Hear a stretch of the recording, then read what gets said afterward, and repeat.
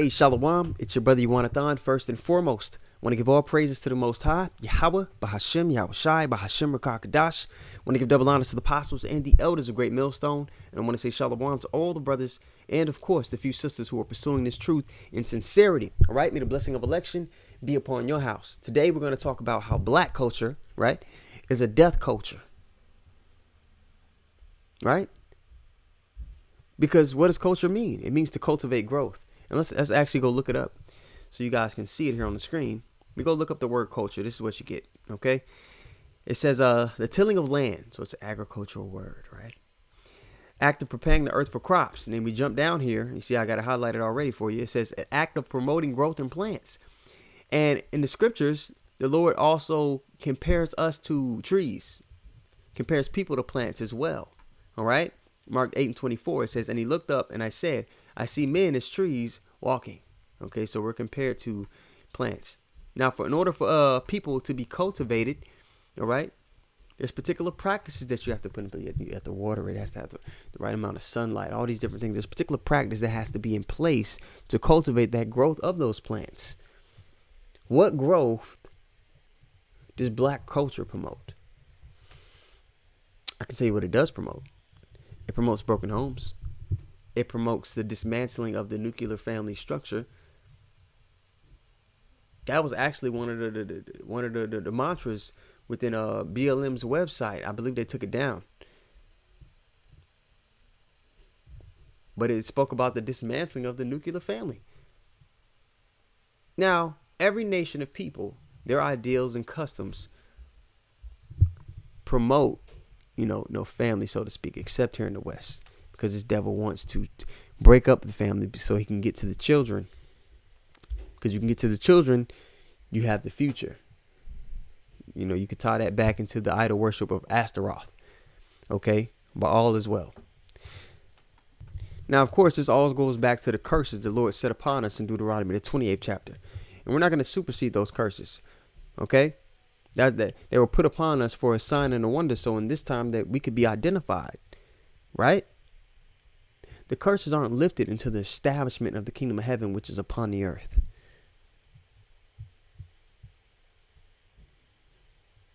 So that's upon the second coming of the Lord. You go to Revelation 22:3. At the end of that verse, it says, and then there shall be no more curse. So that's really how you have to discern the Bible. You have to be going into the prophecies to line up the times, to line up what should be happening, to line up who's who, to identify the characters in the Lord's movie, which most people don't get into the spirit of prophecy because they don't become in the spirit of the Son. They don't come in the spirit of Yahushua, who the world ignorantly calls Jesus. Okay, Revelation 19. Let me actually just go get it for you guys. Revelation 19:10. It says, and I fell at his feet to worship him. He's talking about John seeing an angel. And he said unto me, see thou do it not. I am thy fellow servant. Angel is a messenger. He's a foot soldier of the Lord, as are we, right?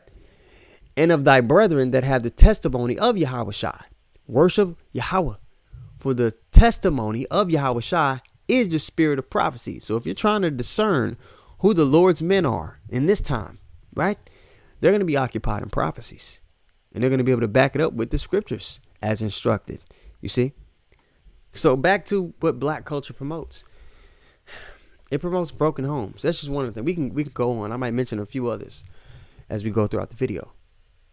But we know children that come from, broken homes. And here in America, the way the law is set up, the women, whether they're fit or unfit, are primarily given the custody of the children. And that's not an opinion. That's statistics. It's you go on you watch a bunch of videos online talking about the decline of our nation. A bunch of people bring these things up. You could look these stats up yourself. I actually run a clip for you guys. The rule. I'll get to the rule.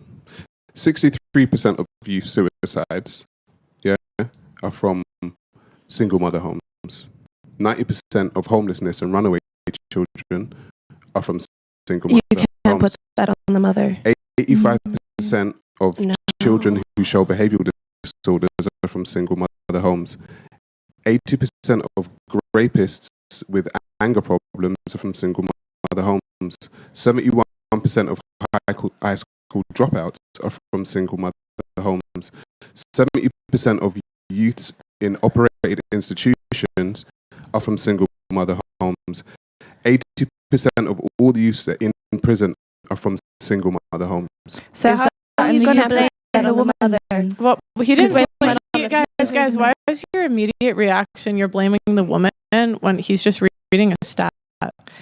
Because I think where this conversation was going was like, you know what, women need to behave, women need to act correctly, and then life would be sweet. There'd be more nuclear families. Like, that's not the case. Go ahead. You see how quick she was willing to cling onto the lost value system that is black culture? The value system that does not cultivate growth. That's a part of the problem. In the 1960s, you had the Greater Society Acts, where, you know, the government said, hey, we'll give you government assistance, but the man can't be in the home. You know, you have to be a single mother, basically. Which incentivized our women not to be with the man. And that mentality of, I don't need no man, started to creep in. Because they were being aided and abetted by Esau Edom, the same serpent that was in the garden. Okay? In conjunction with that, you had feminism pop up. And I got a chart here. I got a statistic for you guys. It's going to, you know, give you the straight and skinny here soon. But in conjunction with feminism, that invisible war against the Israelite man, because black men at no point in time in history have had control over, you know, what goes down here in the society, control over opportunities, job, economics. We haven't had a stronghold to where we could deny or approve someone to be in a particular station within society. So there never should have been a war for the Israelite woman against her man. That was a white woman's thing, but it was a plan to get to us. It was a plan to remove the man out of the home. It was a plan to get us to stop functioning together as a unit. Because prior to that, you had the civil rights movement. Our people had some kind of sense of togetherness.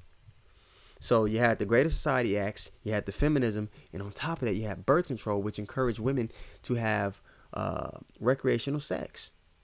So no longer did they have to consider, okay, I'm gonna lay with this man, I'm gonna have a child by him, we're gonna have to have a family, we're gonna be together. I gotta understand this man's value system. I gotta understand what he's about. I gotta understand, is he even in the place to where he can provide for a family mentally, physically, spiritually, emotionally? Is he in that headspace? They didn't have to be as careful and calculated with their decisions, which back then it required for the father to vet the man that was courting the daughter. The fathers were very much involved in who, you know, his daughter was going to be with, because there's certain things a woman's not going to pick up on, and this is a custom in the East. In the West, it's frowned upon through all the movies and media. But you know, a father could see through a guy's BS. He could see the character of a man. We understand each other at a fundamental level to know what another guy is truly about. Okay, so the Greater Society Acts, feminism, and birth control were introduced all the time, and it was a 3-punch combo to us as a nation, which ricochets us all the way to this point now, right? But let's look at some of these statistics. Okay, now here in this third row here, you see it says so-called black or African American. So now we're gonna scroll all the way over, and this statistic is how many of children of this ethnicity of the Southern Kingdom, right, grow up in single parent homes, which you know predominantly is going to be the mother that is going to be the single parent. And it says what, 64%, well over half. The column beneath that is so-called Native Americans and Latinos, 42%, almost half. So basically an average of half. The children grow up without the father in the home, right? And I showed you guys the clip, the statistics of, you know, the kind of people that come from those kind of homes.